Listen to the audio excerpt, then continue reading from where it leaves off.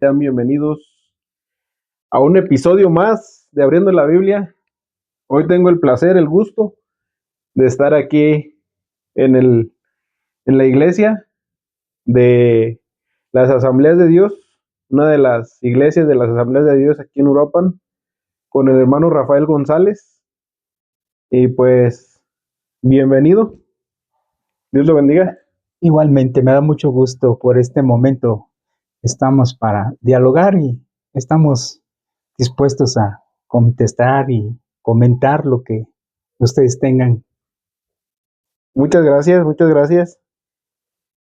Eh, Usted, cuando nació, ¿su familia qué religión practicaba o practicaban alguna religión? Mira, la religión de mis padres es la iglesia tradicional, la iglesia católica. Fue donde fui inculcado en la iglesia católica.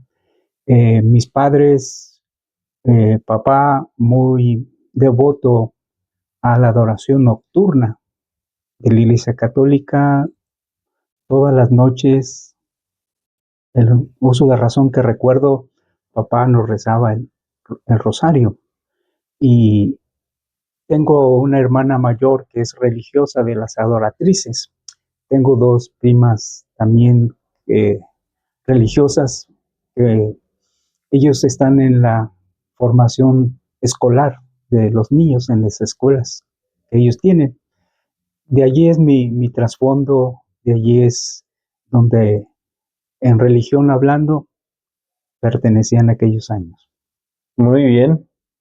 ¿Y qué pasó que se hizo cristiano, evangélico, protestante, ahora sí que de todas esas formas de las que nos nombramos? ¿Qué fue lo que sucedió que usted cambió?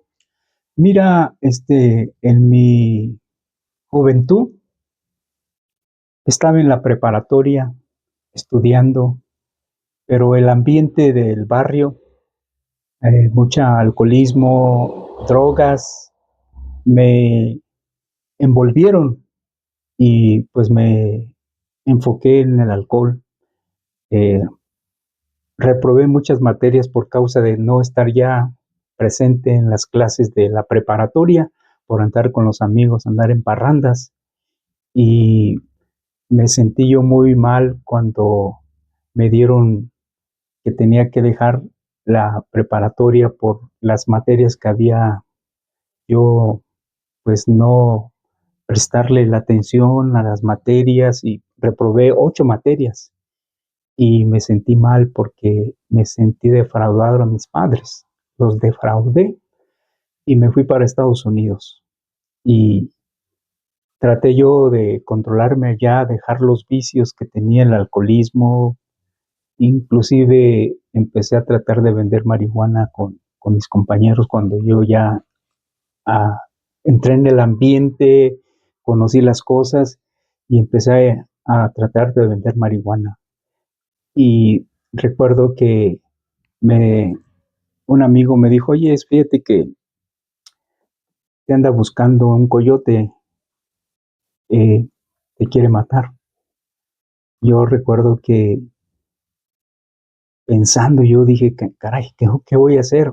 En ese momento que me comentó, yo estaba tomando con compañeros de trabajo, teníamos cerveza, marihuana, vino. Yo estaba un poco cruzado ya muy, y recuerdo que salí de, del lugar donde estábamos tomando y agarré mi carro y empecé a caminar en la carretera.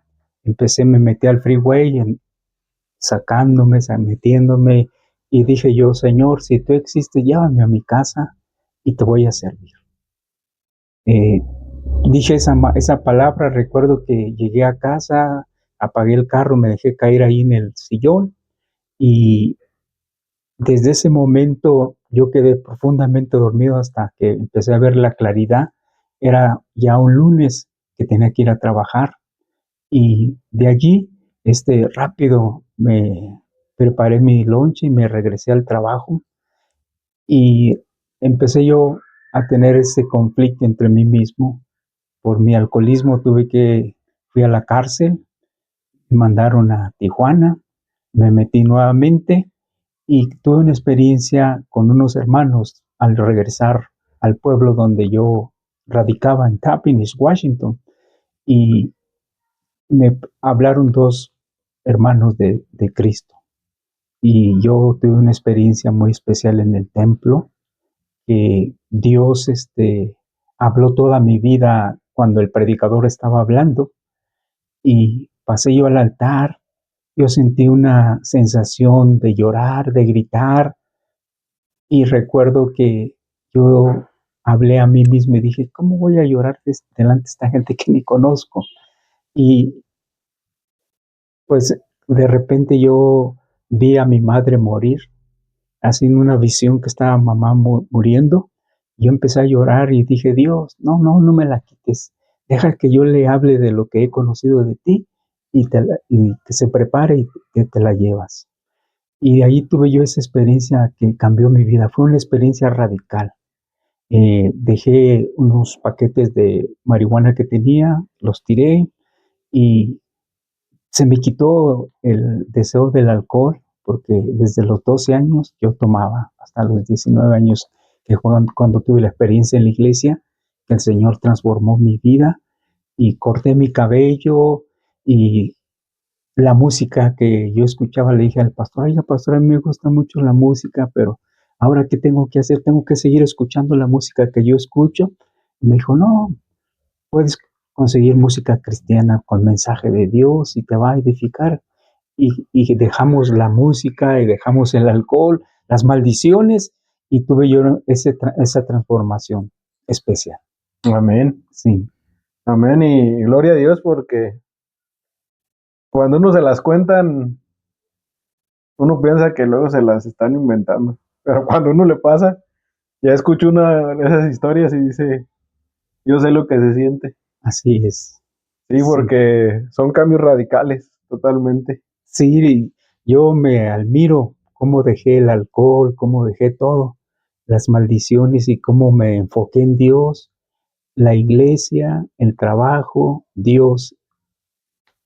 Y es que es literalmente un enamoramiento, pues. Sí, Quiere uno estar oyendo de Dios, buscando de Dios, sentir a Dios.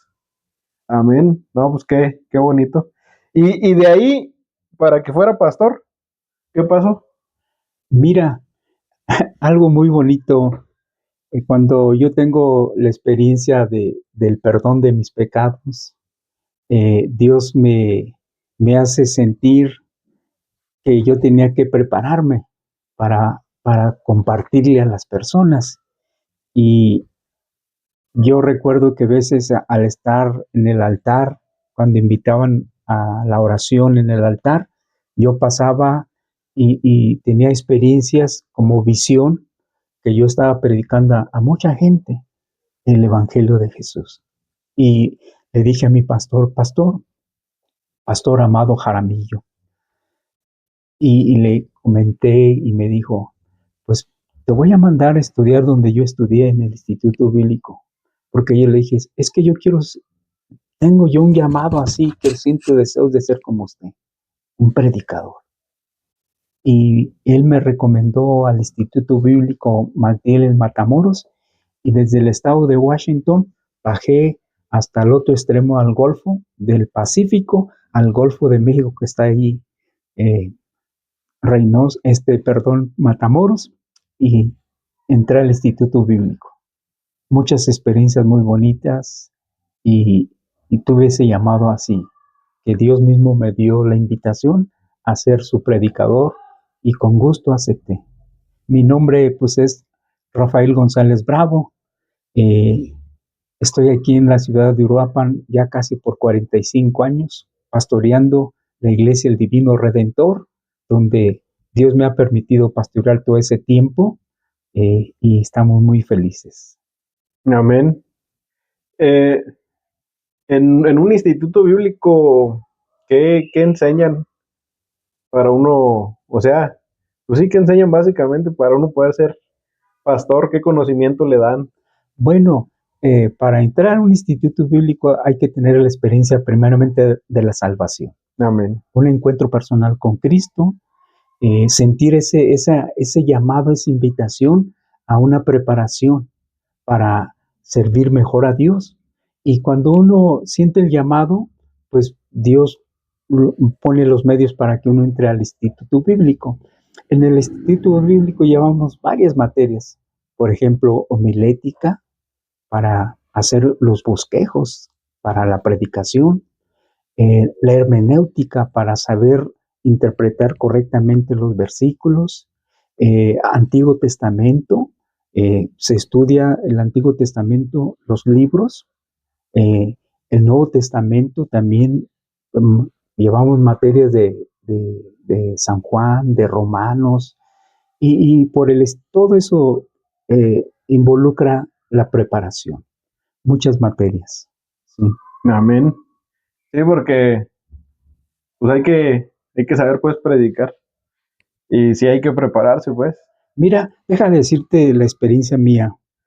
Dios me permitió cursar todo el Instituto Bíblico de tres años. Después entré al Instituto de Superación Ministerial. Ese instituto es el ISUM que le llamamos nosotros. Cursamos también varias materias. Después de que cursé esas materias y cursé ese instituto, lo terminé. Después entré a la Facultad de Teología para una licenciatura en Teología. Si vemos, casi cursé yo como 12 años de estudio bíblico. Mucha gente piensa que uno como pastor nomás, no. Cuando nosotros tenemos una experiencia muy fuerte con Dios, la Iglesia Cristiana de las Asambleas de Dios o la dominación, ellos nos van dando preparación. Ellos tienen lo que te llamo Instituto Bíblico, Instituto de Superación, la facultad y después puede entrar a un doctorado, pero ya es otro asunto. Ese es lo que uno estudia cuando uno se interesa por el adquirir el conocimiento, eh, enseñar muy bien a la gente, a darle los argumentos bien. No somos cualquier persona que ya de la noche a la mañana ya tenemos un título, no, es porque estudiamos. Amén. Porque sí, pues la Biblia es un libro muy hermoso, pero muy complejo.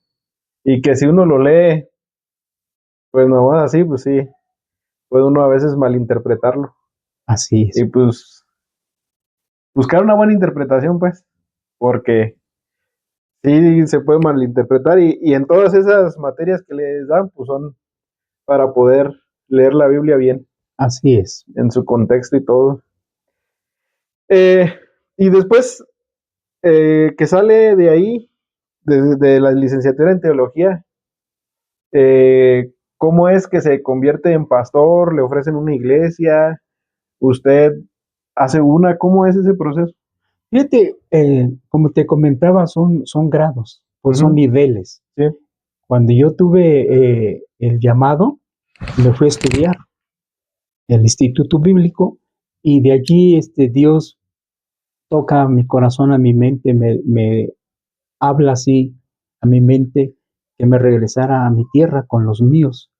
Y regreso yo de, de Matamoros, Tamaulipas, a Uruapan. Yo cada vacaciones que tenían, eran 4 meses de vacaciones, empecé yo a evangelizar a los niños, darles doctrina a los niños, porque así yo me identificaba con ellos y ellos se identificaban conmigo, doctrina. Entonces empecé a tener un grupito, después que regresaba a estudiar, seguir estudiando porque eran 3 años, dejaba ese grupito y después regresaba. Esos 3 años de vacaciones que tenía, los cultivé y al final de mi graduación como pastor, regresé a Uruapan porque Dios así me lo indicó y levantamos la obra, la iglesia, el Divino Redentor. Dios nos ha permitido pues crecer. Hemos colaborado en varios lugares para establecer obras por ese llamado. Hemos ido a lugares donde no hay y establecer la obra del Señor. Pero te digo, es que el mismo movimiento, pues ya sea que nos dé una iglesia para pastorear que requiere un pastor, o comenzamos un campo nuevo desde abajo sin tener gente, sin tener terreno, sin tener nada, solamente la misericordia y la gracia de Dios que nos va bendiciendo y ayudando. Amén. O sea que podría decirse que igual aquí cuando era monte, como dicen. Sí. No, pues qué bueno y qué bonito que fue así el inicio de la iglesia. Este movimiento Asambleas de Dios, ¿de qué denominación es? Bueno, así está constituida. La El denominación. Concilio Nacional de las Asambleas de Dios en la República Mexicana con nuestro registro constitutivo. Ok. Ante asuntos religiosos. Ok. Sí. Pero es de corte Pentecostés. Sí, Pentecostés. ¿Qué es Pentecostés? Bueno, mira, la palabra más apropiada es pentecostal, ¿sí? Y el Pentecostés se les identifica a todas las iglesias que creen en el bautismo del Espíritu Santo por el aposento alto que nos marca el libro de los Hechos, cuando el Señor derramó el Espíritu Santo, que fue el día de Pentecostés. Pero pentecostal es lo más apropiado. ¿Sí? Ok. Sí. Pues sí, ya está. Porque creemos en el bautismo del Espíritu Santo, sí, por eso. Sí, ese es el conocimiento de pentecostal, sí, o pentecostés. Ya está contestado ahí. Hay otras denominaciones, podría decirse, como bautistas, metodistas.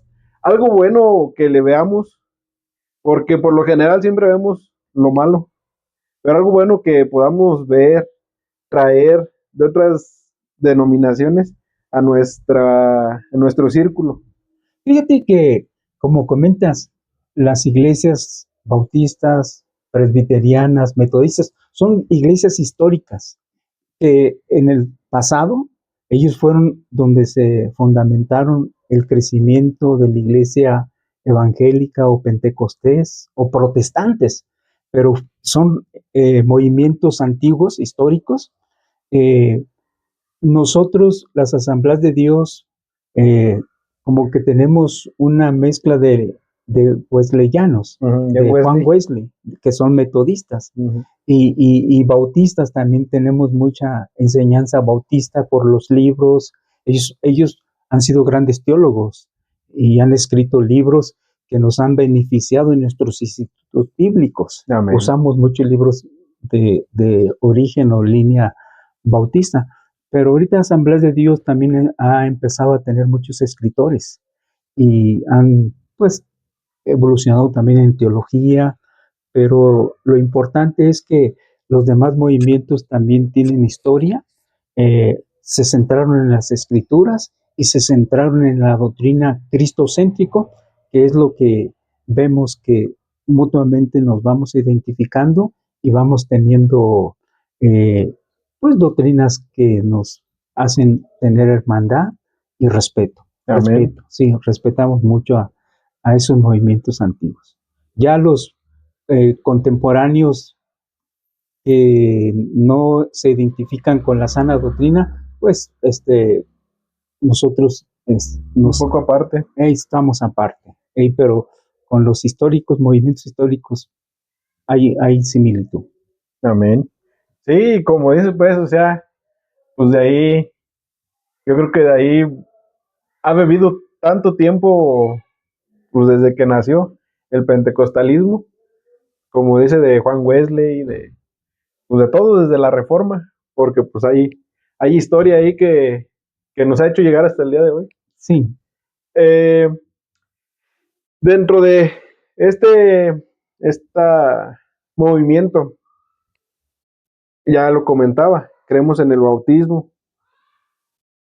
¿Qué es el bautismo? ¿El bautismo salva? ¿Cómo se debe de efectuar? Fíjate que hay agrupaciones que creen que la salvación se recibe cuando eres bautizado, pero nosotros no creemos de esa manera. Creemos que la salvación se recibe cuando se recibe la sana doctrina, el Evangelio de Jesús, y recibimos a Cristo como nuestro único y suficiente Salvador, como lo marca la Sagrada Escritura. Cree en el Señor Jesucristo y serás salvo tú y tu casa. Es cuando dice también, id y predicar el Evangelio a toda criatura, el que creyere y fuere bautizado será salvo. Pero vuelvo a repetir ahí, como que podemos confundir que es que necesitas bautizarte en las aguas para ser salvo, pero vamos a entrar a las aguas porque ya somos salvos. Ahora queremos dar testimonio a nuestros hermanos en la fe y a nuestros vecinos, familiares, que hemos aceptado a Jesús y hemos sido salvos por Él y queremos dar el paso de obediencia. Entonces, damos el paso, que es una experiencia, fíjate, espiritual, aunque es física, material, pero hay un trasfondo espiritual donde hay una muerte para el mundo y una resurrección para el mundo, pero en lo espiritual. Entonces eso nos abraza y nos hace solidarios con Jesús. Entonces somos salvos por medio del sacrificio y de su sangre derramada en el Calvario, y por la fe recibimos el perdón de pecados y sentimos la experiencia del cambio. Amén. ¿Y hay alguna forma de efectuarse? Puede ser en un río, o por aspersión, o cómo podemos ver eso. Fíjate que el bautismo por aspersión es lo que practica el sacerdote a los niños, rocía el agua en su cabeza, pero la costumbre y la historia nos marca que los apóstoles y el Señor Jesús en su tiempo el testimonio era de los bautizados sumergirlos en el río. Se acostumbra en una bañera, se acostumbra en una alberca, pero es sumergirlos completamente, como sepultarlos y resucitar. Amén. Y sí hay, para mí, sí es necesario así, porque como usted dice, es una acción física, pero yo creo que hasta psicológicamente sí Es una experiencia espiritual. significa un poco más salir, o sea, ese como enterrar y renacer en la inmersión.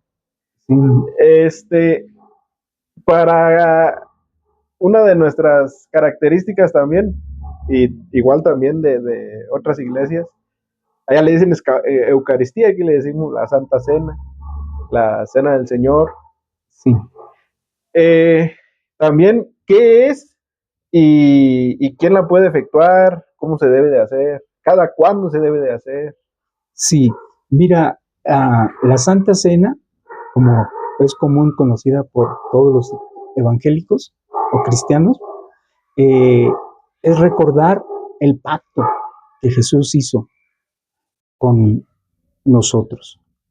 Él, cuando dice, este es el pacto en mi sangre, entonces Él está diciendo, voy a morir por ustedes. Y este pacto que yo hago con ustedes, ustedes también lo hacen conmigo, de yo ser fiel a ustedes y ustedes fieles a mí. Entonces, el celebrar la Santa Cena es estar confirmándole al Señor, Señor, permanezco fiel a ti. Y es también una experiencia espiritual en la cual uno está reconociendo que hay un convenio, que hay una cosa que se hizo entre uno y el Señor. Entonces, de que uno debe ser fiel.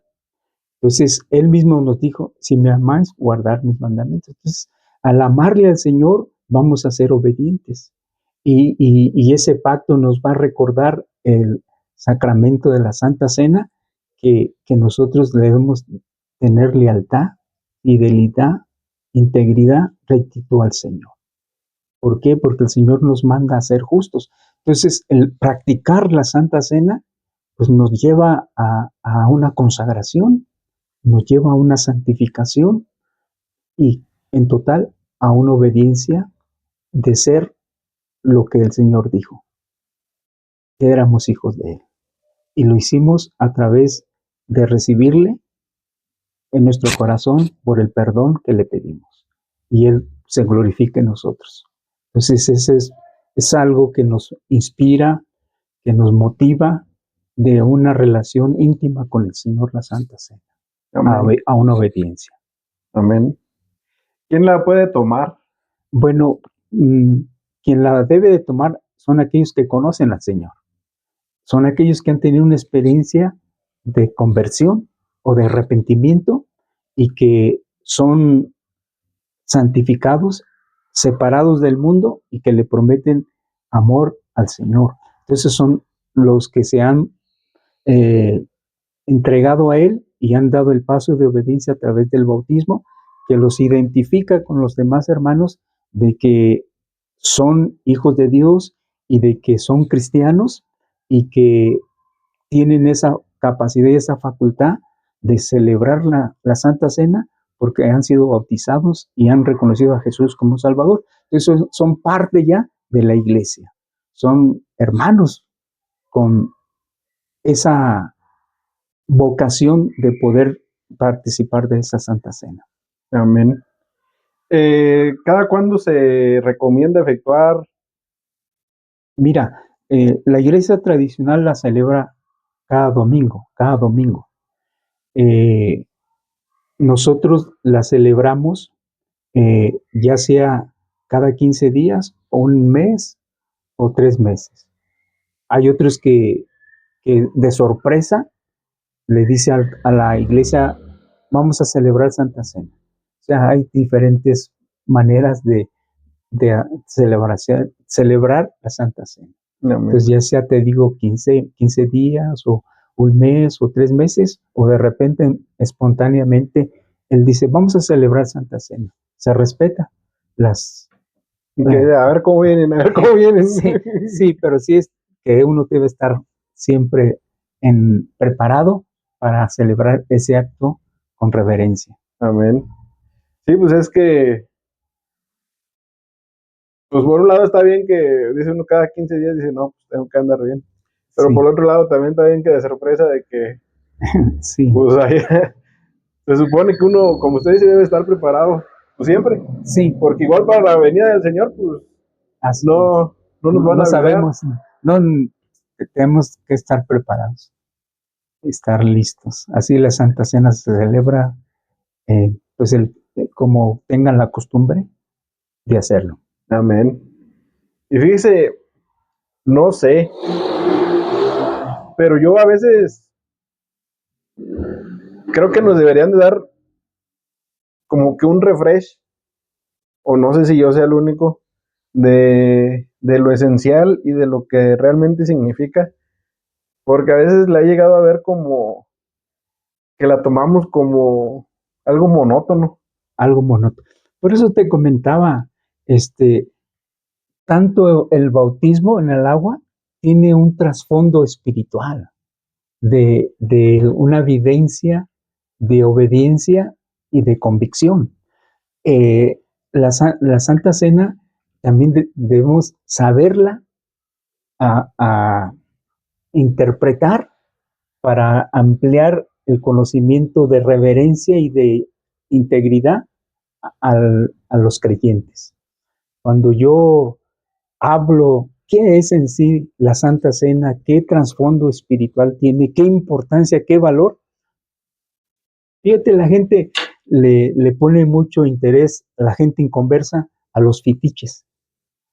Este fitiche es de muy buena suerte, pero la Santa Cena es de convicción de vivir en una consagración y en una santidad.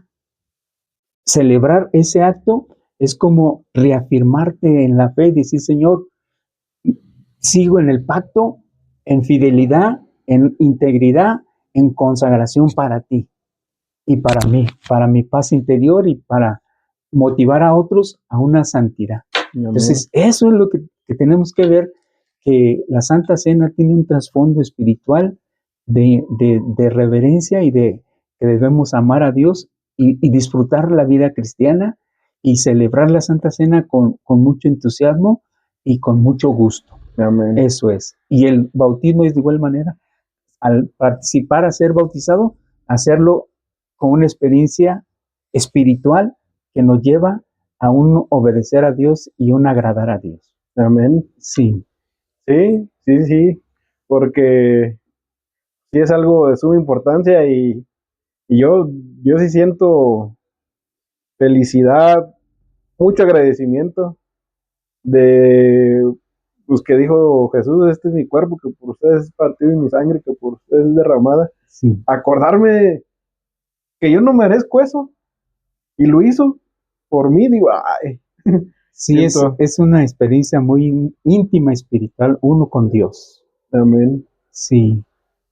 En los evangelios y en el libro de Hechos se nos habla mucho de lo que hizo Jesús cuando estuvo en la tierra y de lo que le dejó autoridad a los discípulos para hacer. Le dijo, ustedes, cosas mayores que ustedes, que yo harán ustedes.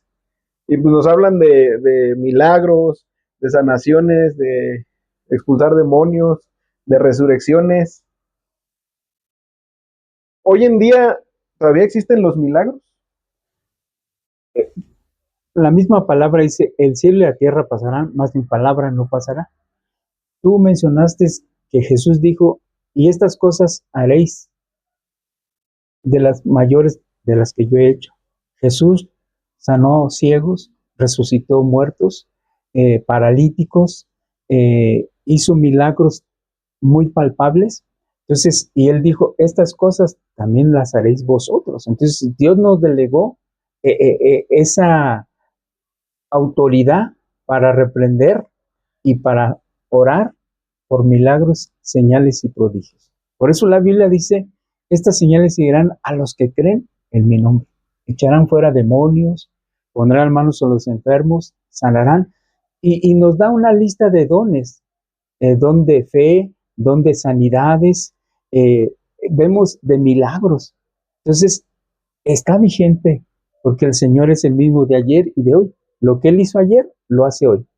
Entonces, se ha perdido eh, esas manifestaciones, porque las hemos ido olvidando cuando el mundo nos necesita. Hoy más que nunca se han multiplicado enfermedades y es cuando tenemos que reconocer esas promesas que el Señor dio para que las prediquemos y esas promesas se hagan realidad, sanar enfermos, echar fuera demonios, todo eso es para nosotros todavía, está vigente, pero es como cuando empiezas a descuidar tú las promesas esenciales. Es como cuando ya no se predica la salvación, ya se predica otro evangelio distinto al de la Biblia y nos vamos desligando y ya no vemos la gloria de Dios. Por eso tenemos que volver a las sendas antiguas doctrinales. Amén. Sí. Usted ha visto muchos milagros, me imagino. Fíjate que en el retiro espiritual que te comentaba que tuvimos antier y ayer en León, al venir de regreso, me acompañó un amigo pastor y me venía comentando él perdió una pierna, le cayó gangrena y la perdió. Pero en su tiempo, cuando él estuvo en el Instituto Bíblico estudiando, me comentó de que él desde muy pequeño empezó en el alcohol y usando ese alcohol industrial del 95, ese muchachito. Cuando él se convirtió, tuvo una experiencia muy especial con Dios. Y al estar estudiando allá en el instituto, el hígado se le deshizo. Y él cayó en una crisis de postrado en cama, que el director le dijo, Abraham, tienes que regresar a tu casa.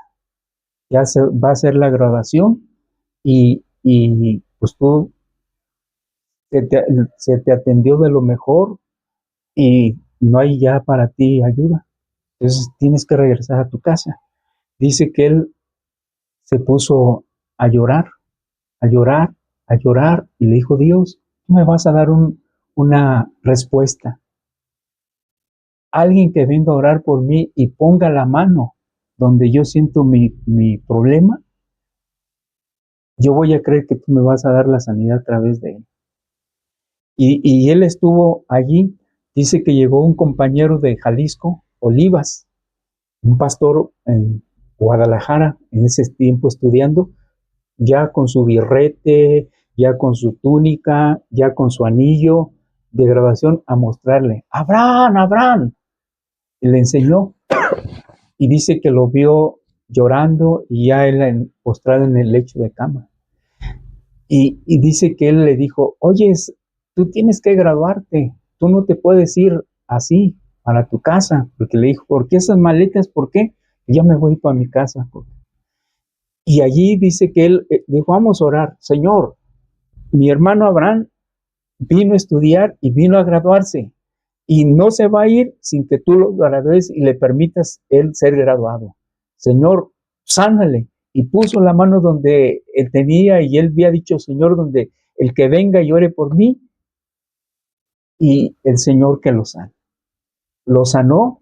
Al otro día, al llegar al desayuno, él empezó a comer normal, normal. El director llegó y le dijo: Abraham, ¿qué estás haciendo? Hermano, pues quiero que me vea que Dios me sanó. Y le dijo: Abraham, anoche mi esposa y yo estuvimos llorando y orando por ti, que Dios te sanara.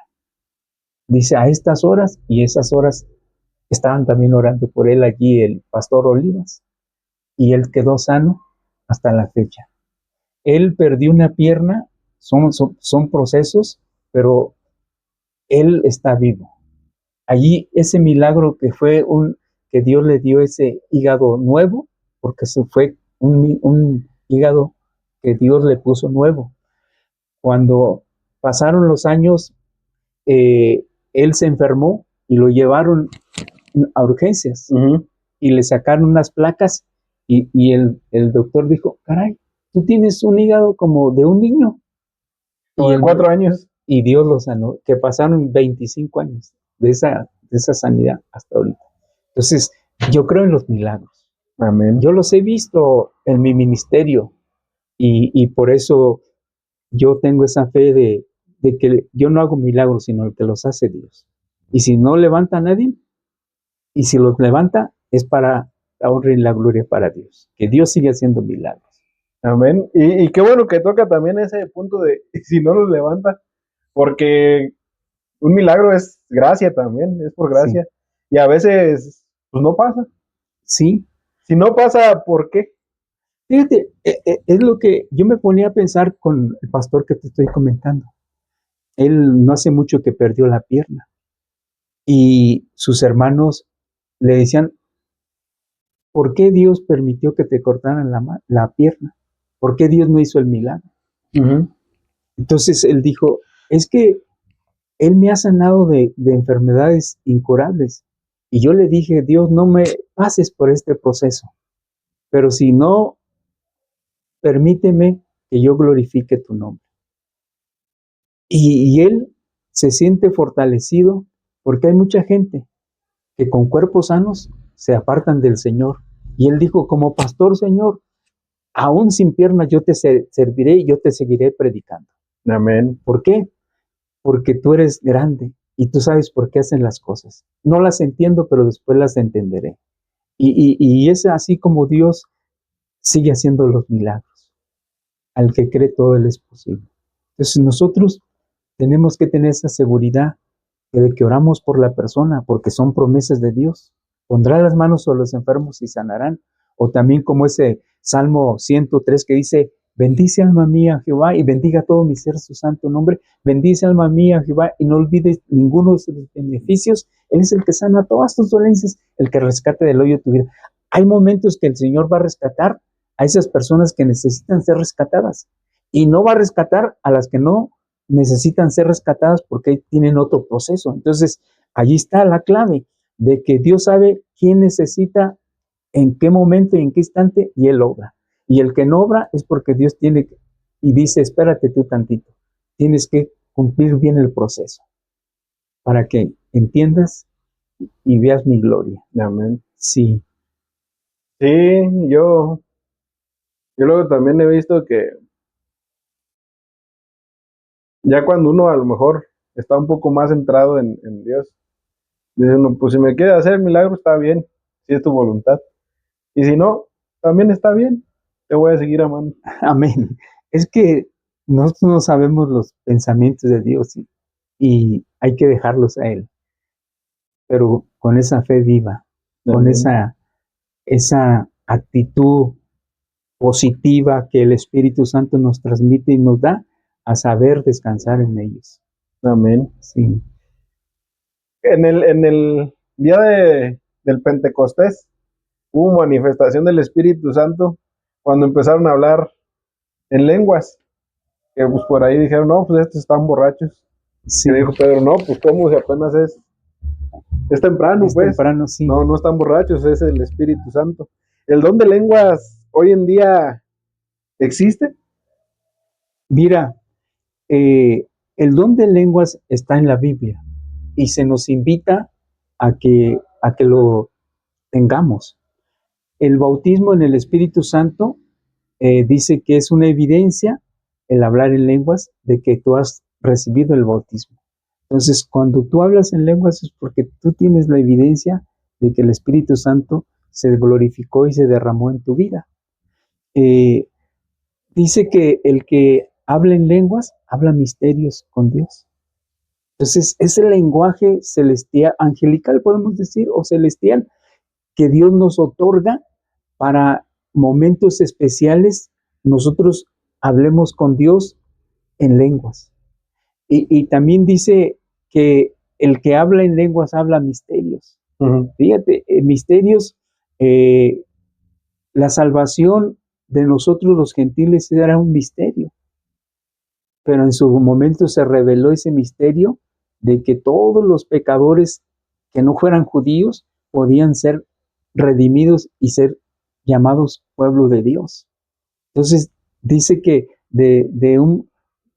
él derrumbó la pared de los dos pueblos a ser un pueblo, tanto judío como gentil, Sí, sí, sí. por medio de la sangre. Amén. Entonces, de esa manera también Dios nos da a nosotros el don para hablar misterios con Dios y Dios revelarnos misterios, porque dice que el que habla en lenguas, a sí mismo se edifica, pero el que las interpreta, edifica la iglesia. Amén. Entonces creemos en la promesa, porque él mismo dijo que la promesa era para los que están cerca como los que están lejos y todos aquellos que el Señor nuestro Dios llamara, es la promesa del bautismo y ser bautizados es tener el don de lenguas.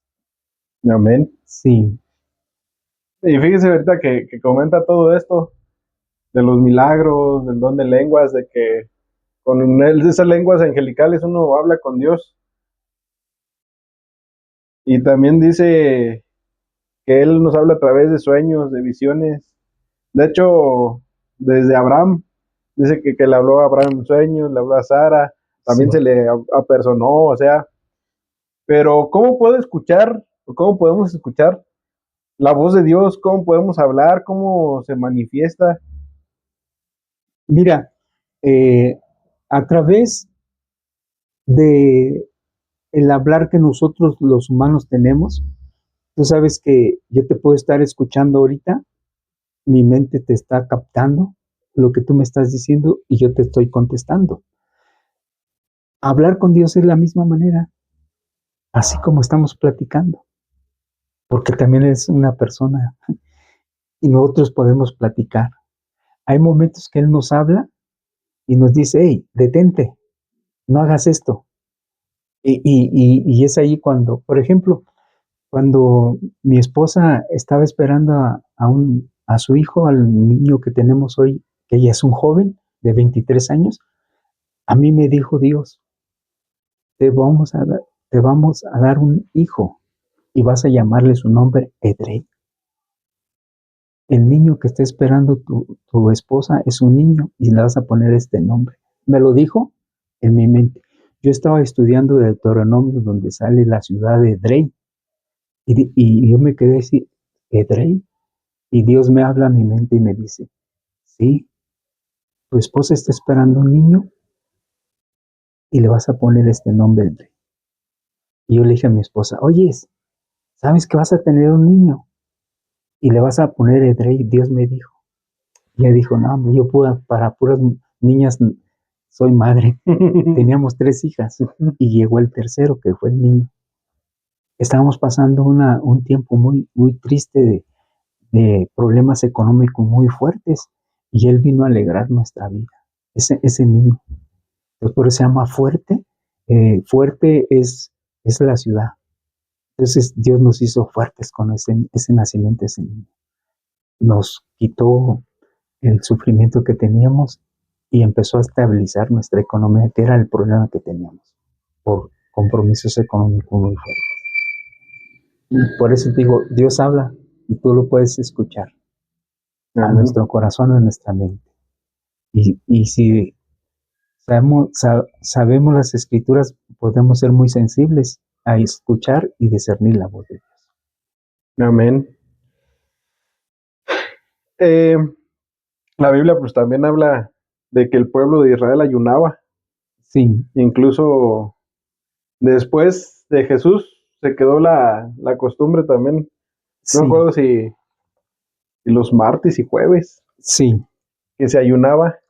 ¿El ayuno qué es? ¿Para qué sirve? ¿Cómo se debe de efectuar?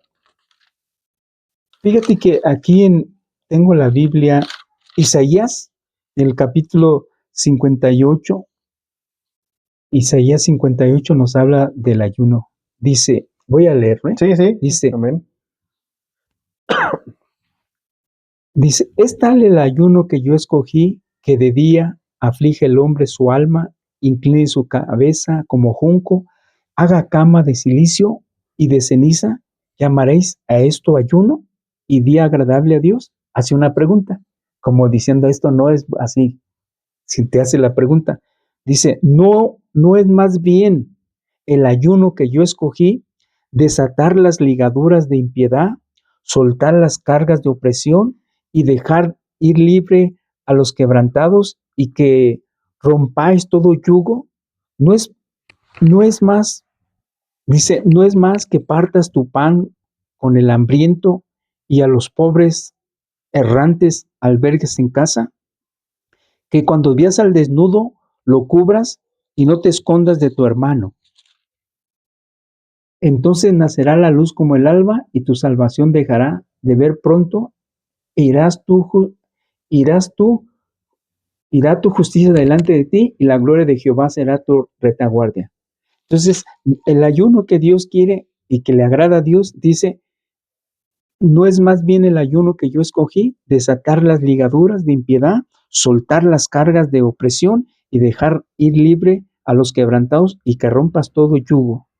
Entonces, ese es el correcto ayuno, de que uno ore por la necesidad de tu prójimo, intervengas y seas tú bondadoso, seas tú misericordioso, seas tú compasivo, porque llega el momento que uno es soberbio.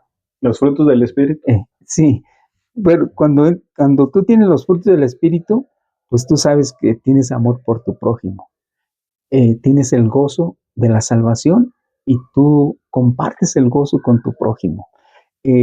La paz, tú la vives, porque esos son los frutos del Espíritu. Tú sientes la paz de Dios y vas a vivir en paz tanto contigo mismo, como tu esposa, con tus hijos. Vas a buscar el equilibrio de no romper la paz. Entonces, eso es lo que tenemos que aprender del ayuno, que debe de ser uno misericordioso, uno bondadoso, y los frutos del Espíritu Santo nos van a dar, porque nos habla de paciencia, nos habla de mansedumbre, de templanza. Entonces, eso se relaciona a que cuando tú ayunes, tú lo vas a hacer por el bien tuyo y el bien de tu prójimo, de tu hermano, en carácter, en ayudarles en sus necesidades. Es lo que tenemos que reconocer. Y yo recuerdo que cuando el pueblo de Israel iba en camino, ellos ayunaban para que Dios los protegiera. Era el ayuno, Señor. Queremos que tú nos libres de nuestros enemigos. Entonces, el ayuno lo hace uno como dice aquí Isaías, como un junco que te doblegas.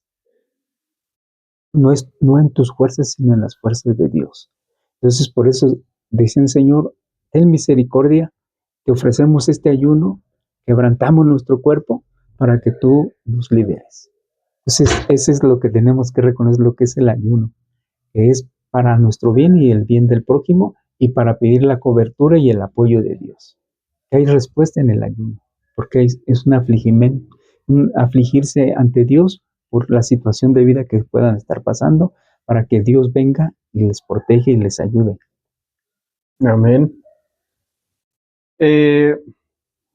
Ya dentro de todo esto, creímos en Jesús, fuimos bautizados, tomamos la Santa Cena, vemos milagros.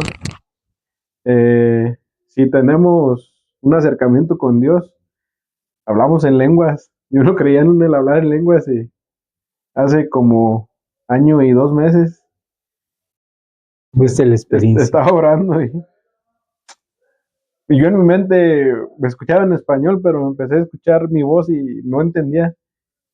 Pero estaba en un hospital Sí. y estaba yo ahí orando y dije, caray, ¿qué está pasando? Sí. Todo esto, el ayuno, es para que seamos cristianos, seguidores de Cristo. ¿Cómo es el vivir de un cristiano? ¿Cómo se ve? ¿Qué hace? ¿Cómo se comporta? Fíjate que tú dijiste algo muy importante, que tú estabas en una situación de necesidad, en un hospital, cuando Dios te visitó con el bautizarte con el Espíritu Santo y empezaste a hablar en lenguas. Tú entraste en un ambiente distinto al que tú estabas. Entraste como ser abrazado por Dios, tener en tu vida espiritual una solidez y decir, Señor, me rindo a tus pies, me rindo ante ti, me entrego a ti. Entonces, de esa experiencia es diferente a la que tú tuviste cuando tuviste un encuentro con Cristo para pedirle perdón. Uh-huh. Pero son experiencias espirituales. La salvación es una experiencia espiritual muy íntima entre tú y Dios. Y el bautismo del Espíritu Santo en hablar en lenguas, otra experiencia. La Santa Cena es otra experiencia. El bautismo en el Espíritu Santo es otra experiencia. Son motivaciones, son impulsos, son manifestaciones de Dios que te va dando a ti para que tu espíritu se fortalezca y el Espíritu Santo se glorifique fuertemente en ti. Entonces, desde esas experiencias que hemos tenido, tenemos que aprender a cómo caminar en el Espíritu, cómo andar en el Espíritu. Cuando no conocíamos a Dios, andábamos en la carne. Y fíjate que andar en la carne, vivir en la carne, es disfrutar el pecado, vivir en el pecado. Que el pecado no te atormenta, antes te elogia, oye, eres campeón, fíjate cuántos trofeos has ganado, ya sea en mujeres, ya sea en ser grosero, ser maldiciente. Ese toma todos los días. Sí, sí.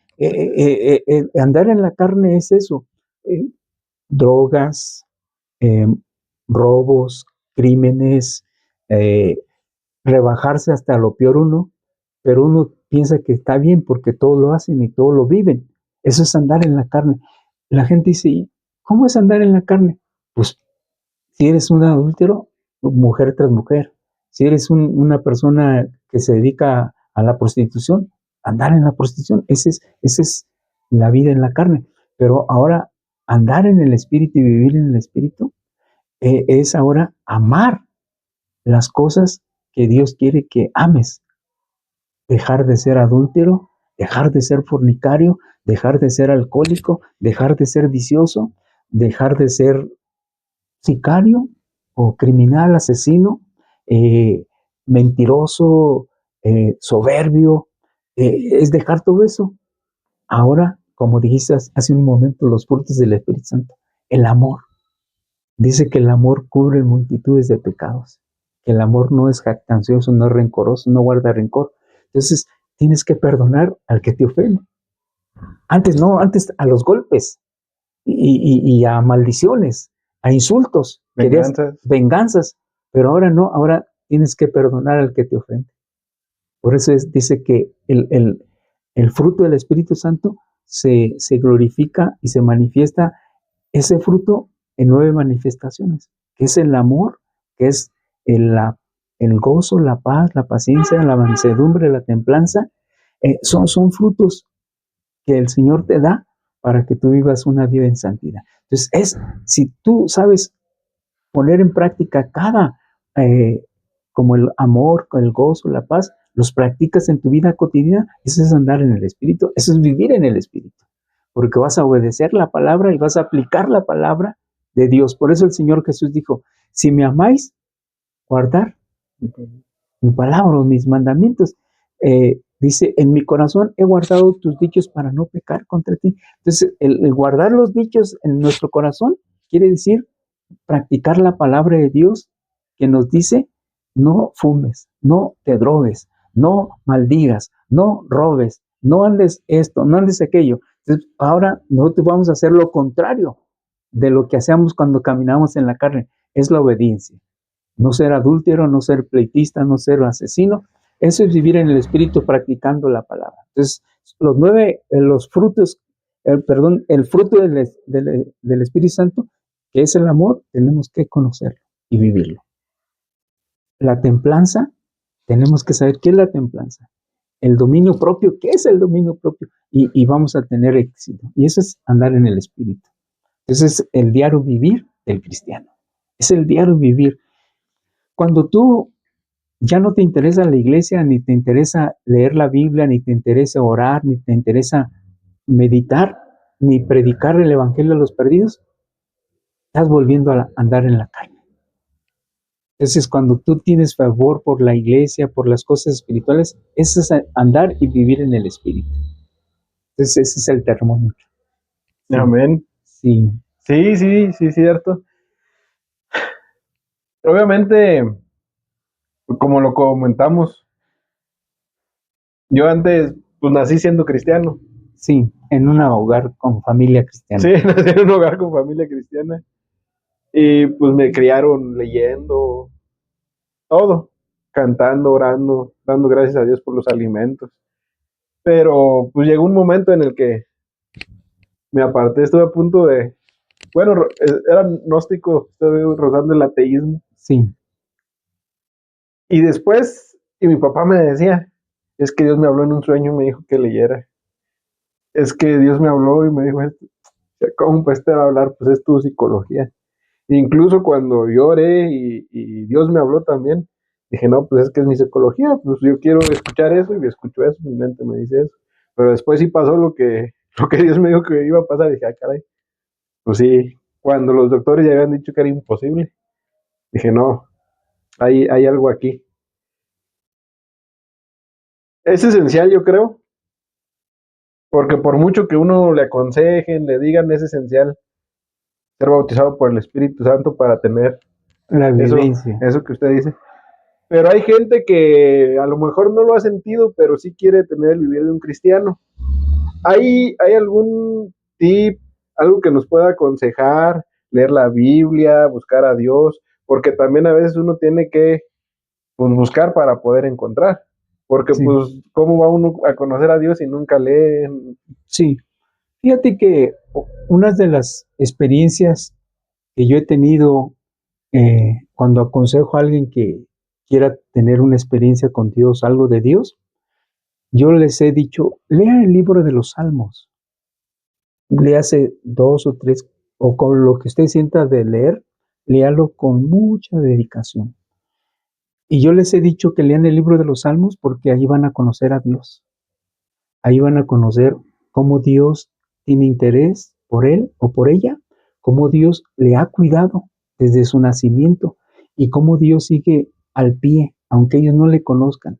Y vamos a ver cómo Dios les aconseja, los abraza, los apapacha, y ellos pueden ver a un Dios glorioso, un Dios todopoderoso, que para él no hay nada imposible en los libros de los Salmos. Les digo, después de leer los salmos, lea Proverbios, porque allí ya te confronta con hombre y te da consejos, te da instrucción, decisiones que tienes que tomar. Entonces, el Proverbios es un libro de consejería muy especial. Y después los invito a que lean San Juan. San Juan les va a hablar de la salvación y quién es Jesús y qué hizo Jesús por ellos. Y allí se van a manifestar. Y ya después digo, lean todo el Nuevo Testamento hasta salir fuera. Entonces, esos son 3, se pueden decir, cursos eficaces donde van a ver la gloria de Dios y van a conocer al Dios Todopoderoso, al Dios Todo Creador de todas las cosas, y van a ver cómo van a encontrar la salvación y cómo vivir la vida cristiana. Sí, es lo que yo recomiendo, de que allí van a encontrar la verdad. Porque a mí yo tuve esa experiencia. Yo leía el Nuevo Testamento porque me lo regalaron y yo decía, yo no voy a hacer ya más esto, pero no lo podía dejar.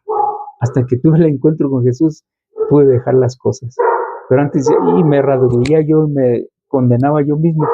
Y esto dice la Biblia, pero ya cuando tuve la experiencia ya pude fácilmente dejar todo, desprenderme de todo. De la noche a la mañana yo sí tuve esa evidencia radical de la salvación. Sí, es que es algo inexplicable, algo maravilloso cuando tiene, yo creo, cada quien ese encuentro íntimo con Dios. Y sí, es un cambio radical, netamente. Sí, sí. Y a veces hasta yo creo que digo, pues ha de ser para que no digamos, es que yo lo busqué, es que yo, porque pues uno busca muchas veces y no. Dios es el que nos encuentra. Sí. No somos nosotros. Son momentos muy especiales que hay que aprovecharlos.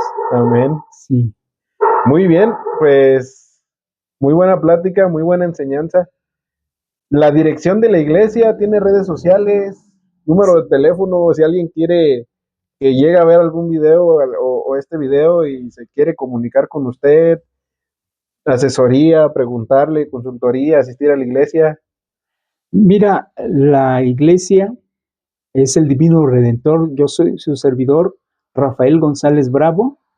Hemos cruzado ya el tiempo de 45 años que tuvimos la experiencia de salvación y Dios nos plantó aquí en Prolongación Joaquín Amaro, número 65, letra A, en la iglesia El Divino Redentor. Les invitamos. Podemos ayudarle en alguna consejería y cualquier cosa, les invitamos. Nuestros cultos son el domingo a las 10 de la mañana y a las 5 de la tarde, el martes a las 4 de damas y miércoles culto general y el jueves oración y el sábado un servicio de jóvenes a las 4 y de varones a las 7. Y el domingo, como les repetía, escuela dominical 10 de la mañana y el culto por la tarde a las 5. Gracias. Amén. Gracias por estos momentos que me permitieron. Gracias a usted por abrirnos aquí la puerta de su oficina y pues por darnos este valioso tiempo y estas valiosas enseñanzas. Y pues Dios lo bendiga. Gracias, para mí un gusto.